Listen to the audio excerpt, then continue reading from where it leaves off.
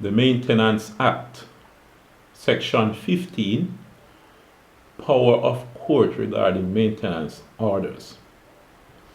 Now, before I start, just a reminder, I'm not an attorney at law. However, some of the things that are in the Act are quite clear, but others might need or seems to need the expertise of an attorney who practices in this area. Now, please remember to subscribe to this channel. Thanks to those who have already subscribed. And please participate in the discussion by making your comments and let us talk about these things. Remember, if you are married or cohabiting or are planning to get married or cohabit, these are the legal implications.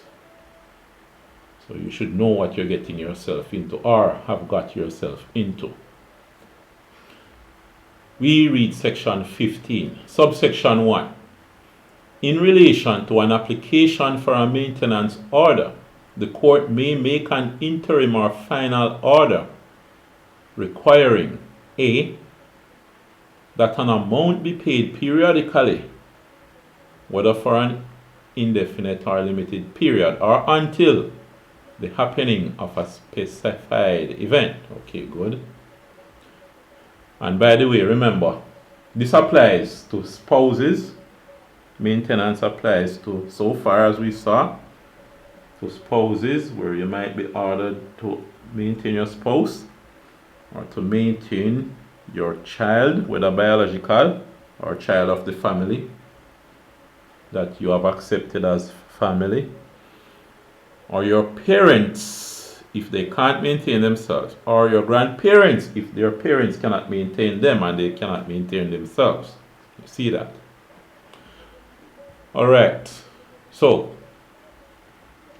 interim order we're talking about. B, that a lump sum be paid or held in trust. So the court may order that you pay a lump sum of money. And C, that property be transferred to or held in trust for or vested in the dependent, whether absolutely, for life, or for a term of years. So the court can make an order that you transfer ownership of a certain property to your dependent. Remember, your dependent might be your child or your parents or your grandparents. All right? D. So the court may make an interim order. Interim meaning before another order is made. Or it may be a final order. Either the interim order, that's the order that takes place over a short period of time, or the final order. Okay. D, the court may order that some or all of the money payable under the order, all of the money that you must pay, that you pay to the collecting officer or to another appropriate person or agency for the dependent's benefit. Okay. The court may order that payment be made in respect of any period before the date of the order. Okay. Any period before the date of the order. So that sounds like if the order is made today for you to make the payment and they saw what happened before, they could order you to pay for the last 3 months or something like that. F, the court may order that payment to an agency referred to in section 12 subsection 2 of an amount in reimbursement for assistance referred to in that subsection, including assistance provided before the date of the order. Okay. So the court may order you to pay the money to the agency referred to in section 12 subsection 2. G, the court may they consider the securing of payment under the maintenance order by a charge on property or an order of attachment or otherwise.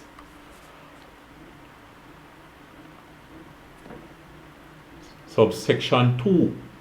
The provisions of section 17 subsection 2 and section 3 shall apply with any necessary modifications to an order of attachment under subsection 1 and part G of subsection 1. Alright, remember we are at section 15 now. Subsection 3 of section 15. The court may, on application by or on behalf of a person for whose benefit a maintenance order has been made. So on behalf of the person who will receive the order, they may make an interim or a final order restraining the depletion of a person's property that would impair or defeat a claim under this act.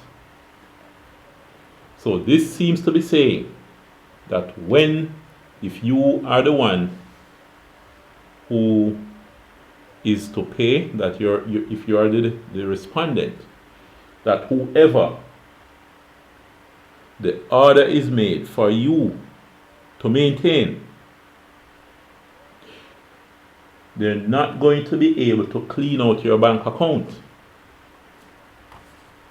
The judge must make the final order to restrain the depletion of your property. They cannot make an order that would clean out your bank account and everything you have. And that, of course, would impair. It would defeat the person, the order. Doesn't make sense to say you must pay the maintenance order. Then it causes you to go broke and you cannot pay anymore. 4. Subsection 4. In an application for a maintenance order or for variation thereof, the court may order the employer of a party to the application to make a written return to the court showing the parties' emoluments during the preceding 12 months. So the court could ask your employer for a statement showing how much pay you got during the past 12 months. It seems as if they want to see if you're trying to lie. To tell them that you will get $100,000 a month when you're in fact getting $200,000. Subsection 4. In an application, I just read that. Subsection 5. A return purporting to be signed by the employer may be received in evidence as prima facie proof of its content. So on the face of it, that return shows that that is what you got. No further investigation needs to be done. Prima facie evidence or prima facie proof that that is the money that you got. 6, subsection 6. A respondent against whom an order is made under this section shall notify the court in writing.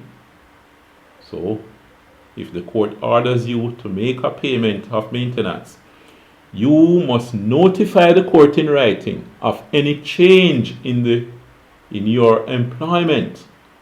If you change jobs, you must notify the court, and do so within 7 days after becoming aware of the change. Right? It could be that you're laid off. It could be that you change job, or maybe you are promoted and you're getting more money. Right? All right. So this now, section 16, duration of order. We will look at that in our next video.